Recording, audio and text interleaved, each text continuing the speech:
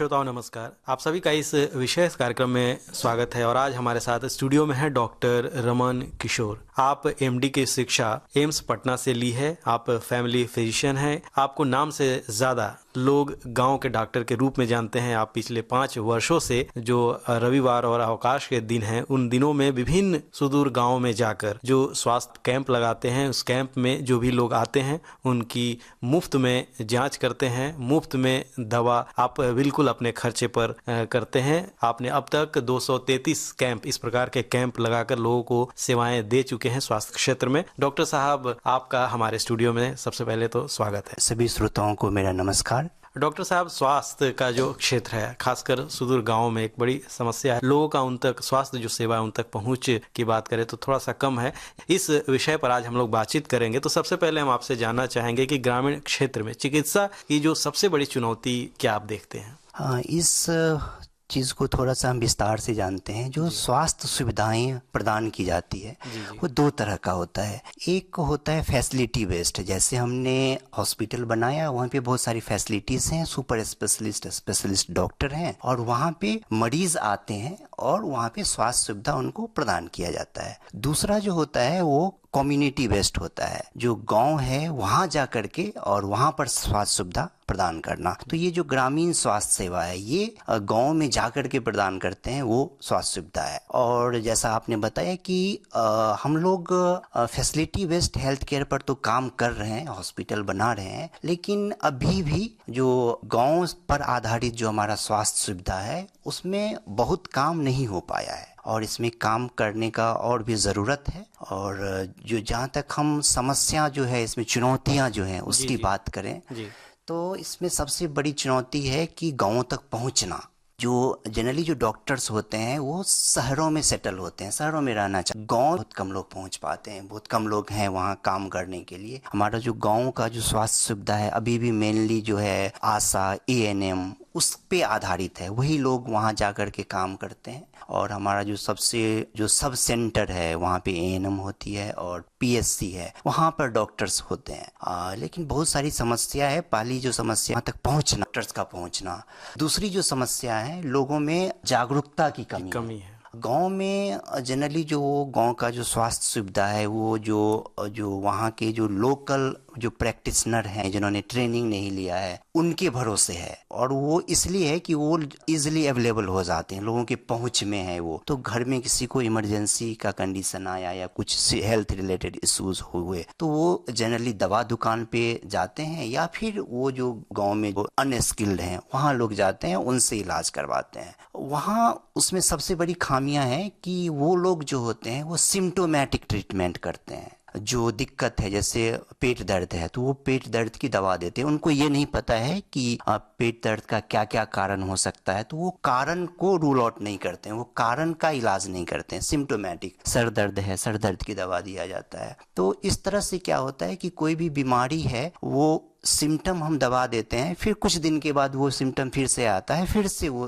दवा दिया जाता है। तो इस तरह से क्या होता है, धीरे धीरे करके बीमारी जो है वो एडवांस स्टेज में पहुंच जाता है और इसके कारण से बाद में जो है वो कॉम्प्लिकेशंस बढ़ जाते हैं, मोर्टेलिटी बढ़ जाता है, जो ट्रीटमेंट का जो खर्च है वो भी बढ़ जाता है। कि हाइजीन, इसमें हम बात करें जो एजुकेटेड लोग हैं उनका जो रहन सहन है वो थोड़ा अच्छा होता है, तो वहाँ पे जो हाइजीन से रिलेटेड जो डिजीज है वो कम होते हैं। लेकिन लो सोशियो इकोनॉमिकल स्टेटस वाले लोग में ये एक मेजर प्रॉब्लम है। बहुत सारा प्रॉब्लम है, घर है उसमें ओवर क्राउडिंग है, पीने का पानी उपलब्ध नहीं है, शौचालय का व्यवस्था नहीं है, बहुत सारा चीज़ें हैं जो लोगों का जो हाइजीन है उसको अफेक्ट करता है। सबसे बड़ी जो चुनौती है वो मेंस्ट्रुअल हाइजीन है। अभी भी गाँव में गंदे कपड़े का इस्तेमाल करते हैं, उनको नहीं पता है कि पीरियड्स के दौरान कैसे खुद को साफ सफाई कैसे किया जाए, साफ कैसे रखा जाए खुद को। तो इससे रिलेटेड बहुत सारी बीमारियां हैं, यूटीआई, इससे वो प्रॉब्लम होता है। और वो लेडीज जो है, जो महिलाएं हैं, वो बहुत दिन तक सफ़र करती हैं जो सिम्टम्स होता है, और उसमें वहाँ पे जागरूकता की भी कमी है। वो अपना जो सिम्टम है उसको छुपा करके भी वो लोग रखते हैं। बहुत पूछने पर, जैसे हम लोगों का इंटरेक्शन होता है पेशेंट से, तो बहुत पूछ पूछते हैं पेट में दर्द है, कुछ और भी प्रॉब्लम, पेशाब में जलन है, बहुत सारा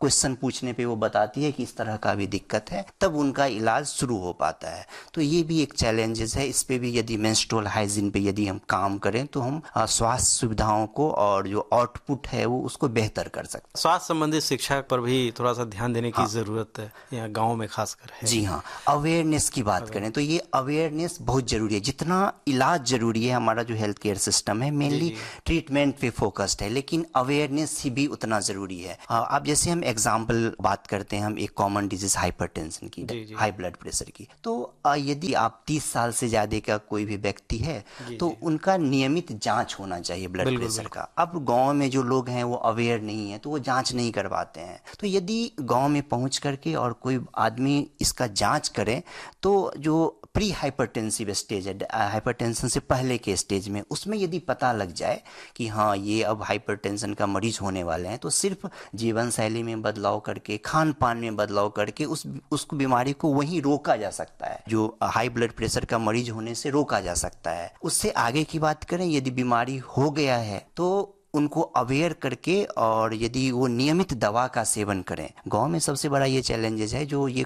कॉमन डिजीज है जैसे हाइपरटेंशन, डायबिटीज की बात करें तो जो अर्ली स्टेज होता है उसका, वो एसिम्प्टोमेटिक, बिना लक्षण वाले होते हैं। तो लोगों में ये होता है मेनली कि अभी तो कोई दिक्कत नहीं हो रहा है तो हम क्यों दवा। बहुत लोगों को ये भी होता है कि हम एक बार दवा शुरू कर दें तो फिर जिंदगी भर दवा खाना पड़ जाएगा, उससे भी लोग डरते हैं दवा खाना या शुरू करने से। तो यदि उनको अच्छे से समझाया जाए, हेल्थ एजुकेशन पे काम किया जाए, उनको ये बताया जाए कि यदि आप दवा नहीं खाते हैं तो आगे चल करके हो सकता है कि आपको स्ट्रोक, इसे लकवा बोलते हैं, उसका शिकायत हो सकता है, कार्डियक प्रॉब्लम हो सकता है, किडनी से रिलेटेड प्रॉब्लम हो सकता है, आंख से रिलेटेड प्रॉब्लम हो सकता है। यदि उनको समझाया जाए, उनको एजुकेट किया जाए और उनको रेगुलर दवा खाने के लिए प्रेरित किया जाए तो फिर हम कम पैसे में अच्छा आउटपुट ले सकते हैं। जी बिल्कुल। सरकार भी लगातार जो है कि निचले स्तर तक, गांव तक स्वास्थ्य सुविधा पहुंचे, गरीब लोगों को स्वास्थ्य सुविधा जो है मुफ्त में उन्हें प्राप्त हो, इसके लिए कई योजनाएं चला रही हैं। आप गांव में भी जाते हैं तो कितने लोग इससे अवेयर हैं, उन्हें पता है कि इतनी सुविधाएं सरकार द्वारा दी जा रही उन्हें मुफ्त में,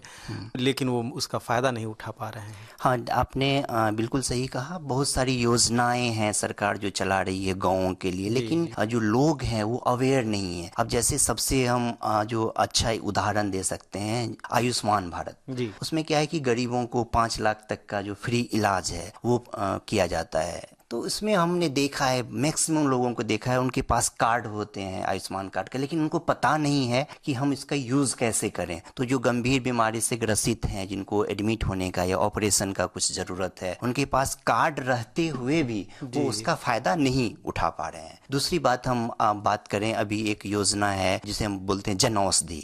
तो ये क्या है, गवर्नमेंट द्वारा सस्ते दर पे दवाइयाँ उपलब्ध करवाई जाती है, लेकिन लोगों को इसके बारे में जानकारी नहीं है कि हाँ कुछ ऐसा भी स्कीम है। और बहुत लोगों को इसके बारे में मिथ भी है कि कम दाम का दवा है, हो सकता है ये काम करेगा कि नहीं करेगा। तो इस पे भी काम करने का जरूरत है। यदि लोगों को अवेयर किया जाए और ये सुविधाएं, बहुत सारे जन औषधि सेंटर खोले जाए, रिमोट एरिया में भी खोले जाए और ये सुविधाएं वहां तक लोग पहुंच पाए यदि, तो कम खर्च में बेटर ट्रीटमेंट करवाया जा सकता है। और डॉक्टर साहब, आप गाँव-गाँव जाकर लोगों को जागरूक तो कर ही रहे हैं, इलाज कर रहे हैं मुफ्त में अपने खर्चे पे। एक डॉक्टर के तौर पर आपका अनुभव गाँव में है कि किस प्रकार क्या सुविधाएं हैं, लोगों को अवेयरनेस क्या है, एक आपकी राय में ग्रामीण चिकित्सा व्यवस्था में सुधार के लिए क्या कुछ आवश्यक कदम उठाए जा सकते हैं?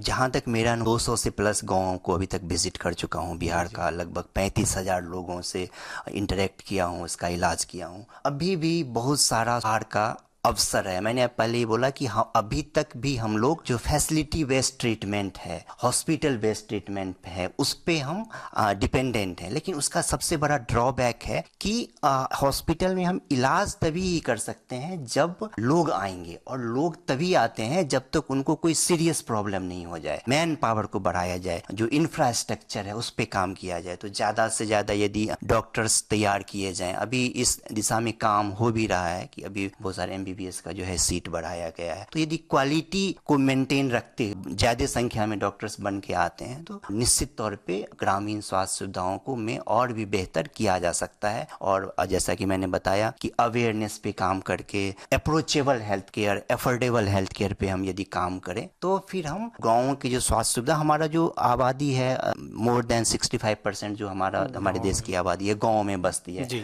तो जब तक हम उस पे काम नहीं करेंगे, जब तक हम गाँव के लिए काम नहीं करेंगे, सिर्फ योजनाएं नहीं, उसका कितना इम्प्लीमेंट हो रहा है, आउटपुट कितना हो रहा है, ये जब तक नहीं करेंगे तब तक हम बेटर आउटकम नहीं ले सकते हैं हेल्थ के फील्ड में। जी बिल्कुल, नियुक्तियां तो हो रही हैं, आप युवा डॉक्टर हैं। चलते चलते हम चाहेंगे कि जो भी युवा डॉक्टर हैं ग्रामीण क्षेत्र में सेवा देने के लिए उनको कैसे प्रेरित करें, एक संदेश के रूप में आप क्या उन्हें कहना चाहेंगे? जी हाँ, मैं अपने युवा साथियों से कहना चाहूँगा कि हाँ, मुश्किल है, मैं मानता हूँ कि अपना बात करूँ तो जब गांव में जाना होता है, संडे का टाइम होता है, तो मैं सुबह में 4 बजे उठना पड़ता है, वहाँ उठ के ट्रेवल करना पड़ता है, 4-5 घंटे ट्रेवल करना पड़ता है, फिर गाँव में जाता हूँ। गाँव में आपको हो सकता है कि AC नहीं मिले, फैन नहीं मिले, ऐसे ही काम करना पड़ता है। तो ये चैलेंजिंग है, लेकिन यदि हम ठान लें कुछ भी तो दुनिया में कोई भी ऐसा काम नहीं है जो मुमकिन नहीं हो सकता है। जब मैं पहला कैंप शुरू किया था तो मुझे भी नहीं पता था कि मैं ये 233 के आंकड़े को पार कर जाऊंगा, लेकिन यदि आप ठान लेते हैं कि हमको जाना है, और बहुत सारे डॉक्टर्स ऐसे भी हैं जो गांव से आते हैं, जिन्होंने गांव के स्वास्थ्य सुविधाओं को बहुत करीब से देखा है, तो वो यदि कोशिश करते हैं, कम से कम अपने गाँव के लिए कोशिश करते हैं, तो फिर बहुत अच्छा आउटपुट हो सकता है। निश्चित रूप से अगर आप जैसे युवा